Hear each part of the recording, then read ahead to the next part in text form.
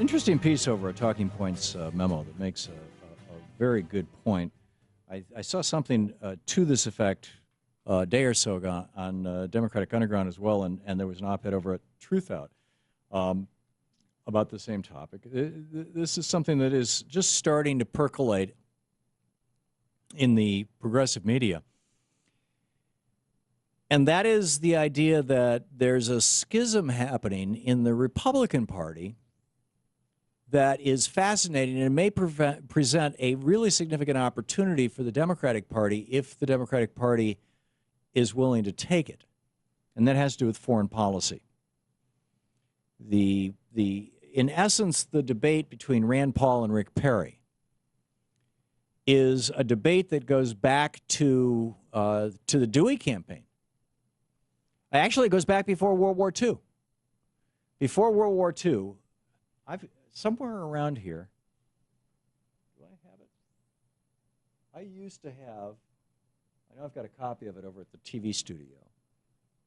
The Illustrious Dunderheads by Rex Stout. It's not here. Okay, I'm gonna have to get another one or something, or bring the one over from the TV studio, because I can't do it on TV. I can do it on radio. I can just pull a book out and read you quotes. Rex Stout, I used to love to read Nero Wolfe novels, these mystery novels, detective novels. And in the 40s, Rex Stout, by the time he died in the 70s or 80s, Rex Stout had published more than 75 million books. He was the world's most, prolific writer, or right up there. And during World War II, he took a year off from writing and became the chairman of the War Writers Board or something like that. There was some committee that Roosevelt put together where he got some real gold star folks to write things that would support our troops in the fight against the Nazis and against the Tojo and the Imperial Japanese Empire. And when the war was over, Rex Stout, looking back at the debate in Congress that led up to the war, compiled a little book with a page or two of introductory op-ed called The Illustrious Dunderheads. And what it is a collection of speeches on the floor of the House and Senate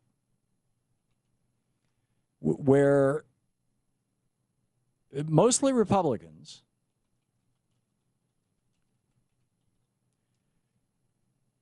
legislators, although there were a few Democrats, were on the floor arguing we should never, ever go to war. Mr. Hitler's not all that bad. We just need to suck it up. Why are we talking about going to war? Don't want to do that, et cetera, et cetera, et cetera. Okay. In fact, I just went over and bought the last copy that I could see online. Pardon my slowing down there, but I was worried because I love to read. I love to read from that book. My father bought me the first copy that I ever had 15, 20 years ago as a birthday present. My father collected Rex Stout's books. He had first edition, in a couple of cases, signed first editions of, I think, pretty much every book that Rex Stout ever wrote when he died.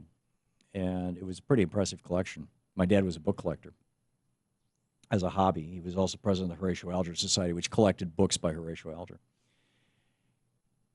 The point, though, is that prior to World War II, there was a broad and fairly unanimous consensus in the Republican Party that we should be isolationists, that we shouldn't involve ourselves in the affairs of Europe or South and Central America. We could do it in an exploitative way. We could let our phone company or our fruit companies exploit their people or their workers, but we couldn't. We're not going to fight wars on their behalf or about them or with them or for them. And then World War II happened, and everybody got on board with World War II. And by the way, the debate on the floor of the House was, you had Republicans saying, literally saying, Franklin Roosevelt is going to get us into a war with Germany, and this will be a terrible thing, and it'll suck America dry, and it'll destroy the nation.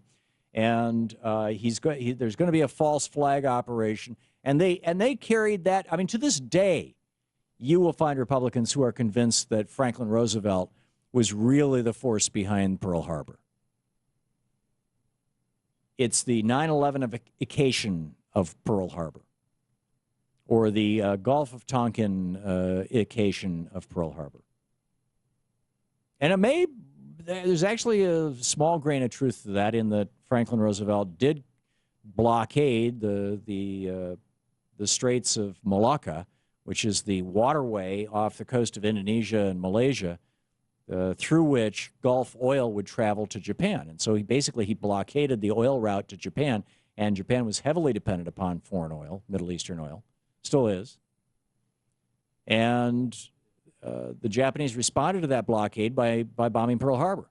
And it could have been predicted. I don't think it could have been predicted necessarily that they would have attacked Pearl Harbor, but that they would have done something. But that got us into the war. So then Republicans got with the program.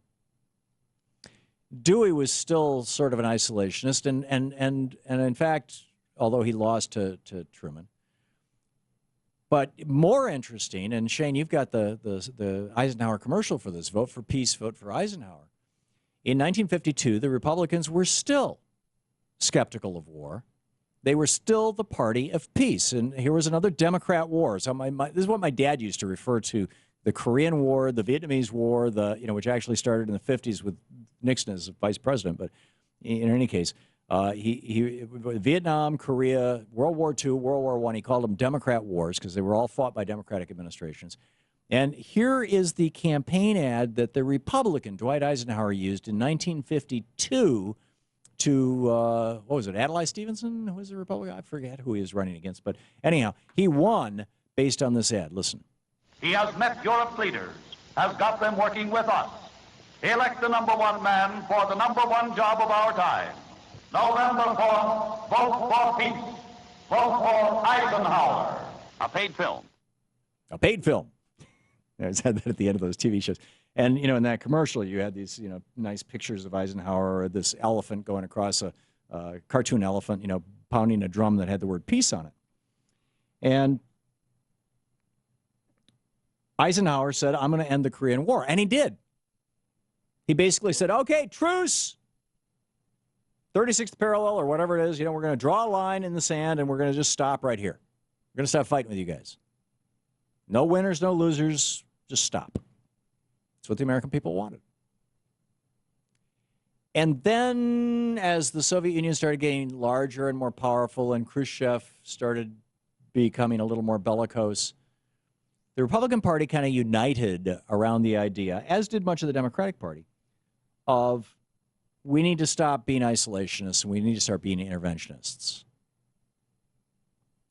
And much of this happened under Vice President Nixon, who was in charge, by and large, of foreign policy inside the White House. Certainly he was in charge of the Cuba desk and the Soviet desk and the Vietnam desk. In '54, we pushed the French to have a final spectacular blowout. Dien Bien Phu was their Waterloo, and the French pulled out, and Nixon put advisors into Vietnam.